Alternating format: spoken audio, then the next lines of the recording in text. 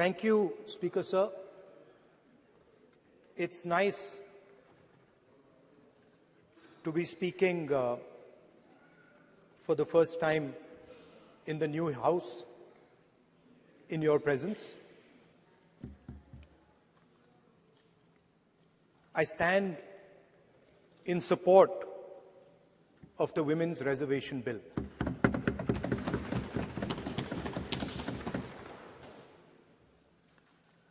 Yesterday, I was listening to the discussion, and the issue of the Sengol came up. And there was a conversation, a to and fro, about the Sengol. And also a little bit about the conversation about the transfer of power from the British to the people of India. Before handing over power to the people of India, the British asked the leadership of the freedom movement, who are we going to transfer power to? And of course, there was a little bit of arrogance in this statement, because they viewed India as a poor country. And the revolutionary answer that our freedom fighters gave was, we are going to transfer power to the people of India. So we became a country that from its inception gave the vote to all our women. And this was a revolutionary thing at the time. We also gave the vote to every single community. And the vote was a mechanism of transfer of power.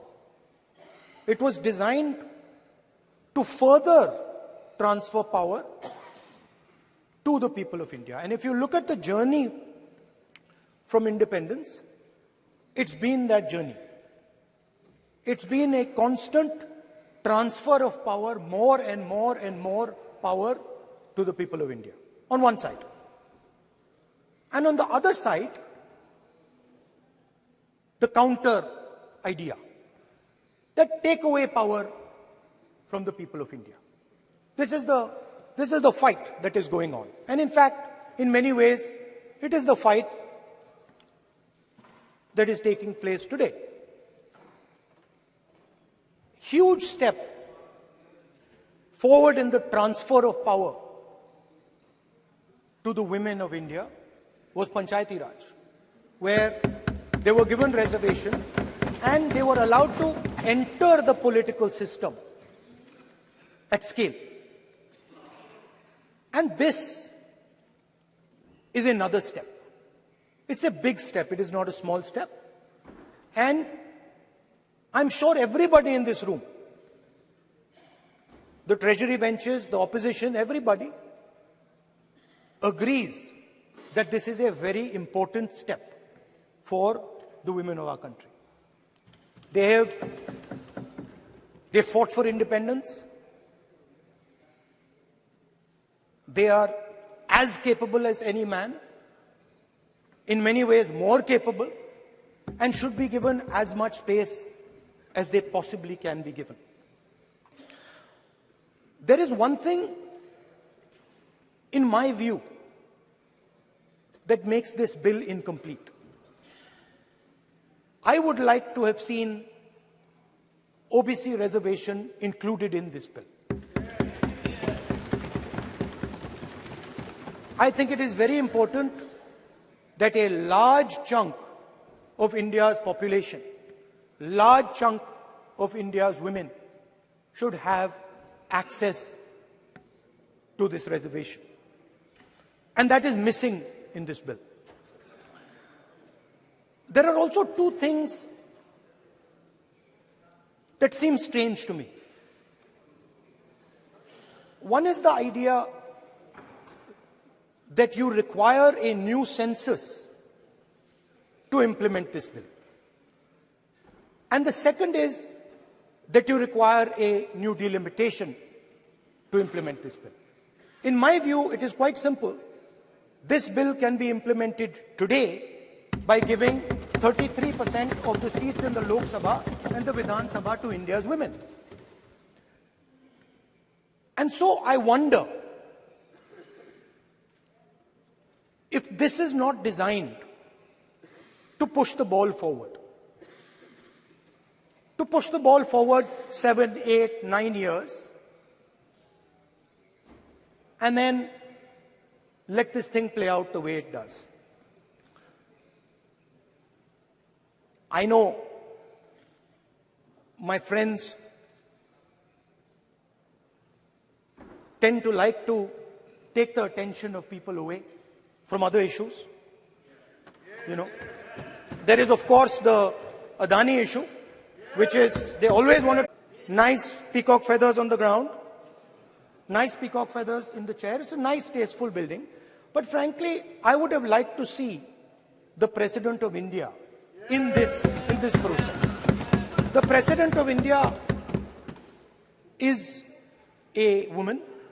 She represents the tribal community, and it would have been befitting to have her visible in this transfer from one house to the other. So, one of the things that the government likes to distract from, of course, is Mr. Adani. And there is another thing that the government likes to distract everybody from. And that thing is called the caste census. For some reason, and I don't quite understand what this reason is,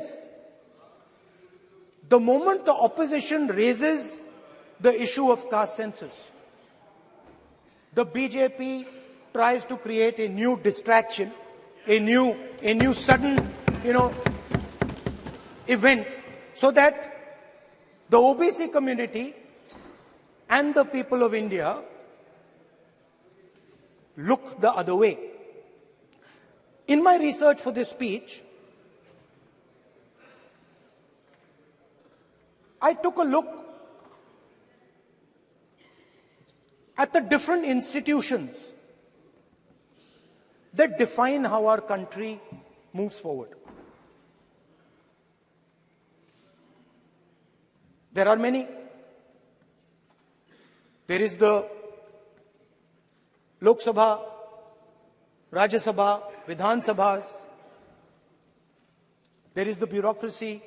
There is the press. And there's the judiciary. And I looked with an eye to understand what is the participation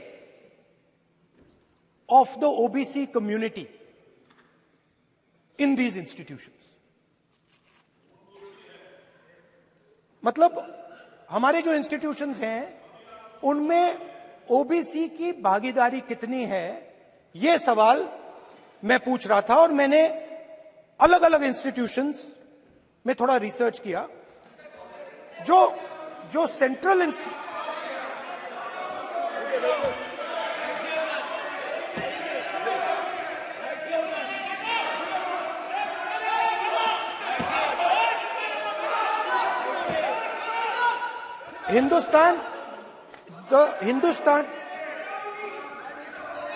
the central, don't worry, don't be scared, we are discussing, डरो मत, हम caste census की बात कर रहे हैं, डरो मत. तो मैंने, I checked, simple thing I did. I said, look, what is the most important set of people in the government of India? The people who define how this country is governed. Of course, Lok Sabha and Vidhan Sabha, but beyond that, they are the 90 secretaries of the government of India. 90 people, secretaries, are responsible for managing the core of the government of India. And I asked myself the question, how many of the 90 people come from the OBC community. And I was shocked and shattered by the answer. मैंने ये सवाल पूछा कि ये जो 70 secretary हैं, 90 secretary हैं, ये जो हिंदुस्तान की सरकार को चलाते हैं, जो बजट को चलाते हैं, इनमें से ओबीसी कितने हैं? नरेंद्र मोदी जी प्रधानमंत्री हैं, ओबीसी के लिए काम करते हैं। मैंने ये सवाल पूछा। मैं आपको जवाब देना चाहता हूं, हिंदुस्तान के सेक्रेटरीज 90 में से सिर्फ 3 ओबीसी से हैं। और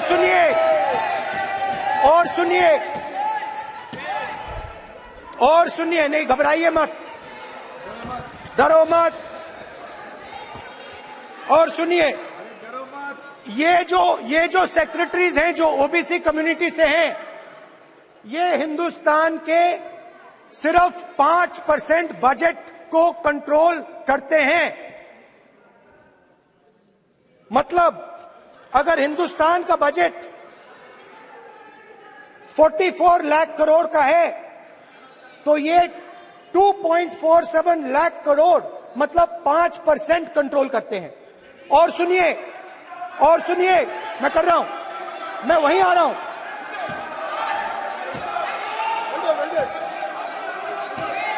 मतलब ये जो है ओबीसी की बात नहीं सुनना चाहते, ओबीसी की बात नहीं सुनना चाहते, ओबीसी की बात नहीं सुनना चाहते, ओबीसी की बात नहीं सुनना चाहते। आप ओबीसी के खिलाफ हैं, आप ओबीसी के खिलाफ हैं, ओबीसी के खिलाफ हैं। ओबीसी के अधिकार के बारे में नहीं सुनना चाहते, ओबीसी के बारे में नहीं सुनना चाहते, ओबीसी के प्रति न्याय नहीं चाहते, ओबीसी के प्रति न्याय नहीं होना चाहिए। ये सी दे नॉट शोइंग ये जो है। हाँ, मैं माननीय सदस्यों से आग्रह करूंगा, एक मिनट रुकिए। माननीय सदस्य से मैं आग्रह करूंगा, एक तो ये महिला आरक्षण बिल है, और दूसरा सभी माननीय सदस्य समान है। डरो मतो ये शब्द इस पार्लियामेंट में नहीं बोलना चाहिए।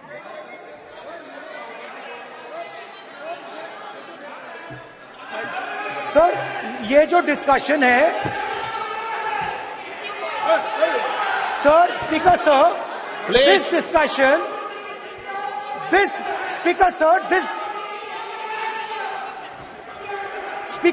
this discussion is about the transfer of power to the people of India.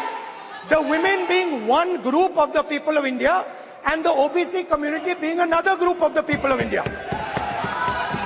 And I am elaborating that the OBCs, who number a huge percentage, have 3% of the 90 secretaries of this country and control and define 5% of India's budget.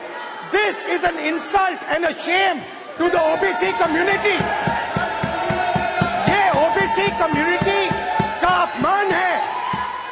तो सवाल उठता है कि इस देश में कितने OBC हैं, कितने दलित हैं, कितने आदिवासी हैं, और उस सवाल का जवाब सिर्फ कास्ट सेंसस से मिल सकता है। तो मेरा सरकार को एक सुझाव है, सबसे पहले ये जो महिला का बिल है, इसको आप पास कीजिए, आज पास कीजिए, ये जो आपके लागू कीजिए, और ये जो डिलिमिटेशन है जो आपने बोला है, और ये जो सेंसस है, इसकी कोई जरूरत नहीं है। 33% आप महिलाओं को सीधा दे दीजिए। और दूसरी बात, इसको बदलिए, इसको आप बदलिए। कैमरा नहीं है सर, कैमरा नहीं है, आपको ही दिखाएंगे सर, पूरा भाषण में आपको ही दिखाएंगे। ये आप बदलिए। ये जो लिस्ट है, ये ओबीसी समाज का अपमान है। 90 लोग हिंदुस्तान के सेक्रेटरी हैं, उनमें से 3 लोग ओबीसी समाज के हैं, 5% बजट को कंट्रोल करते हैं। तो जल्दी से जल्दी आप कास्ट सेंसस कीजिए, जल्दी से जल्दी। जो हमने कास्ट सेंसस किया था उसका डेटा आप रिलीज कीजिए, और अगर आप नहीं करेंगे तो हम कर डालेंगे। Thank you. माननीय गृह मंत्री जी।